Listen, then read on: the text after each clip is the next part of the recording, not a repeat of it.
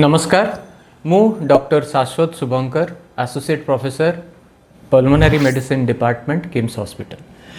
आज यही वीडियो रे आमे श्वास रोग विषय रे आलोचना करिबा। यह रोग कौन, यह कौन कारण होई थाए, यही रोगर लक्षण कौन एवं यह केते मारात्मक, यही विषय रे आमे यही वीडियो रे आलोचना करिबा। श्वास रोग बा सीओपीडी आम फुसफुस रो वायुनली बा एयरवेज और एल्वियोलाई बा वायुकोश रोग जहाँकि दीर्घकाल स्थायी माने बहुत दिन धरी लोक मानक मध्य रही थाए।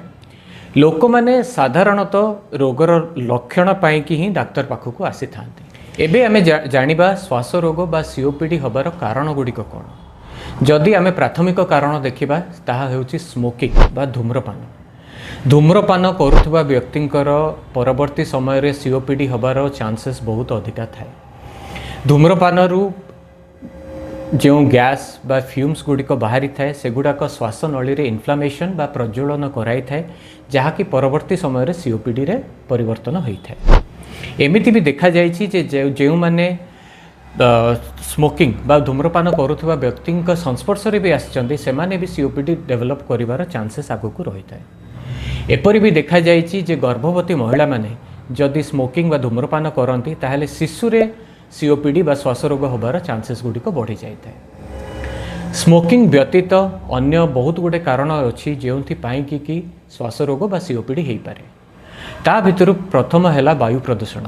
घर भितर हो बा बाहर हो प्रदूषण रहिले सीओपीडी होबार परवर्ती समय सीओपीडी होबार चांसेस बहुत अधिका थाए। वायुमंडल रे ओजोन, नाइट्रोजेन बा सल्फर गैस गुड़िक बढ़िले यह श्वासनली रे इन्फ्लामेशन बा प्रज्वलन कराई थाए जहाँकि परवर्ती समय रे सीओपीडी रे परिवर्तित होता है। यह व्यतीत तृतीय कारण है बायोमास फ्यूएल बा गाँ गंडारे आमे देखीचे साधारणतः गोबर गैस बा काठ चूल्हा यूज हुए से धुआं भी सीओपीडी बा श्वास रोग होबार संभावना बहुत अच्छे। चतुर्थ कारण है जेनेटिक फैक्टर्स बा वंशगत। बहुत क्षेत्र में देखा जाइछि जे यही रोग वंशगत हो पारे। जदि गोटे फैमिली रे कहीं जने स्मोक करूचंती तांकर परवर्ती समय रे अन्य शिशु मानक भी हो पारे।